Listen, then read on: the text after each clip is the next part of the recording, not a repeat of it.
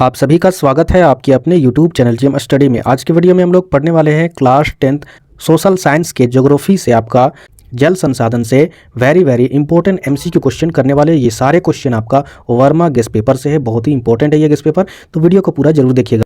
तो 21 नंबर से question start करते हैं। तो यहाँ पर देखिए क्वेश्चन क्या है, पश्चिमी राजस्थान में वर्षा जल संग्रह की रीति किस कारण से कम हो रही है। यानी जो पश्चिमी राजस्थान है वहाँ पर एक रीति रिवाज चलता आ रहा है कि वहाँ पर जो जल का संग्रह करने वाला एक रीति रिवाज है वो धीरे धीरे कम हो रहा है। इसका रीज़न क्या है, तो इसका रीज़न है आपका इंदिरा गांधी नहर से 12 मासी जल सुविधा प्रदान होना। ये आपका एक योजना है, इस योजना के तहत जल की सुविधा प्रदान हो रही है। अब जब जल की सुविधा प्रदान हो ही रही है तो फिर वो जल इकट्ठा नहीं कर रहे। ठीक है, आगे देखिए यहाँ पर 22 नंबर क्वेश्चन है, सिंचाई ने कई क्षेत्रों में निम्नांकित में किसे परिवर्तन कर दिया।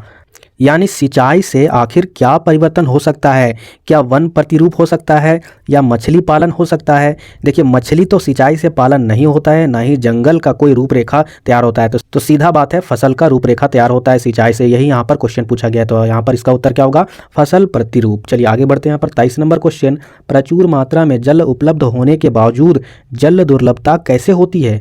यानी बहुत ज़्यादा मात्रा में जल रहने पर भी उसके बावजूद भी जल की कमी हो जाना, तो ये कैसे होता है, ये है आपका औद्योगिक कचरों और रासायनिकों से जल की गुणवत्ता में कमी के कारण। अगर फैक्ट्रियों के द्वारा विषैले पदार्थ जल में बहाए जाएंगे या फिर जो भी रसायन है, खतरनाक रसायन, वो भी जल में बहाए जाएंगे तो जल की क्वालिटी में गिरावट होगी और जल पीने लायक नहीं रहेगा। इसका मतलब जल की मात्रा तो है लेकिन के बावजूद भी जल पीने लायक नहीं रहेगा, तो जल की कमी हो जाएगी। चलिए आगे बढ़ते हैं। यहाँ पर देखिए 24 नंबर क्वेश्चन क्या, नदियों पर बांध बनाने से क्या नहीं होता है।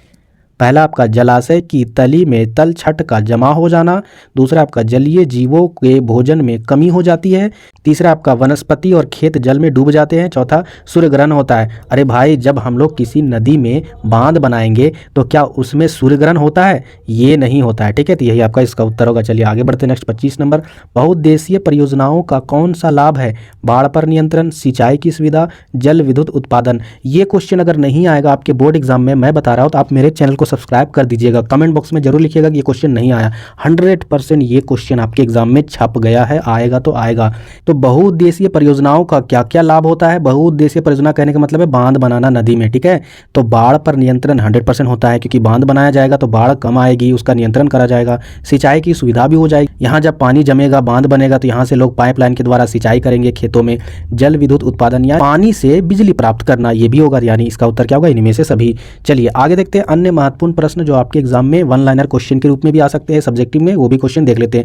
नागार्जुन सागर बांध किस नदी पर स्थित है, तो वो है आपका कृष्णा। कैसे याद करेंगे, नाग कृष्णा। देखिए कृष्णा जो भगवान थे, वो याद होगा आपको, वो काली जो नाग था, काली नाग, उस पर वो डांस कर रहे थे, तो उससे रिलेट करके आप भी याद कर सकते हो कि नागार्जुन कृष्णा बांध में है। आगे बढ़ते हैं। यहाँ पर दूसरा नंबर क्वेश्चन, भारत में कुल विद्युत उत्पादन का लाभ 22% प्राप्त होता है, किससे होता है, तो जल विद्युत से होता है। देखिए विद्युत कई प्रकार से प्राप्त किए जा सकते हैं, लेकिन हमारे भारत देश में 2 प्रकार से प्राप्त किए जाते हैं। पहला आपका नदियों के द्वारा बांध बनाकर उसमें टरबाइन लगा देते हैं, उससे हमको जल विद्युत प्राप्त होती है। लेकिन दूसरा क्या कारण है आपका, दूसरा कोयले के द्वारा, यानी कोयले को भी जलाकर विद्युत प्राप्त की जाती है, उससे ऊर्जा प्राप्त की जाती है, विद्युत ऊर्जा। तो ये 2 प्रकार है, लेकिन हम लोग को 22% जो प्राप्त होता है वो जल विद्युत से प्राप्त होता है। चलिए आगे बढ़ते हैं। तीसरा नंबर क्वेश्चन, जल किस प्रकार का संसाधन है, तो ये नवीकरणीय संसाधन है।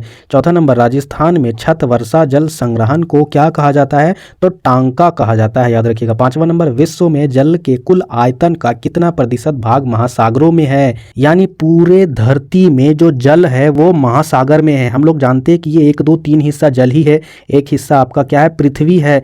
तो यानी पृथ्वी की ये जो 3 हिस्सा है, इसको प्रतिशत में बदलेंगे तो ये 96% बनेगा। ठीक है, तो यहाँ पर क्या इसका उत्तर हो जाएगा, 96.5%। आगे बढ़ते हैं। 6वां नंबर क्वेश्चन, दामोदर नदी घाटी परियोजना किस राज्य में स्थित है, तो ये है आपका झारखंड में। आप लोग अच्छी तरीके से, बहुत सारे स्टूडेंट इसको जानते भी होंगे। यहाँ पर देखिए आगे, सरदार सरोवर बांध से कौन सा राज्य प्रभावित होता है, तो वो है आपका गुजरात। आगे क्वेश्चन 8वां, टांका क्या होता है, तो ये होता है पीने के पानी को इकट्ठा करने की भूमिगत टैंक। एक टैंक होता है जिसमें पानी इकट्ठा किया जाता है, ये राजस्थान में करते हैं। ठीक है, चलिए आगे बढ़ते हैं। क्वेश्चन नंबर 9 की ओर, सन 2025 तक कितने लोगों को जल की कमी झेलने की भविष्यवाणी की गई है, तो ये है आपका 20 करोड़। या 2025 आने में अब ज़्यादा समय नहीं है, यानी 20 करोड़ लोग 2025 में जल की कमी झेलने के लिए तैयार रहिए, हो सकते आप भी हैं। चलिए आगे बढ़ते हैं। नेक्स्ट आगे क्वेश्चन क्या है आपका 10वां नंबर, टिहरी बांध का निर्माण खाली जगह नदी पर हुआ है, कहाँ पर हुआ हुआ है? भागीरथी नदी पर हुआ है।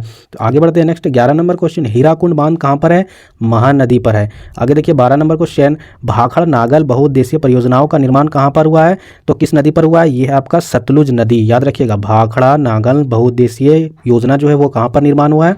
सतलुज नदी पर हुआ है। 13 नंबर, सरदार सरोवर परियोजना कहाँ पर है? नर्मदा पर हुआ है। 14 नंबर, भारत में सिंचाई के मुख्य साधन क्या है? तो वो 3 है टोटल, ठीक है। आगे यहाँ पर देखिए महानदी से होकर गुजरती है कौन? उड़ीसा। तो ये थे बहुत सारे इंपॉर्टेंट क्वेश्चन वर्मा के इस पेपर के एमसीक्यू क्वेश्चन। ये आपके एग्जाम में 100% क्वेश्चन आएंगे तो आएंगे, याद रखिएगा।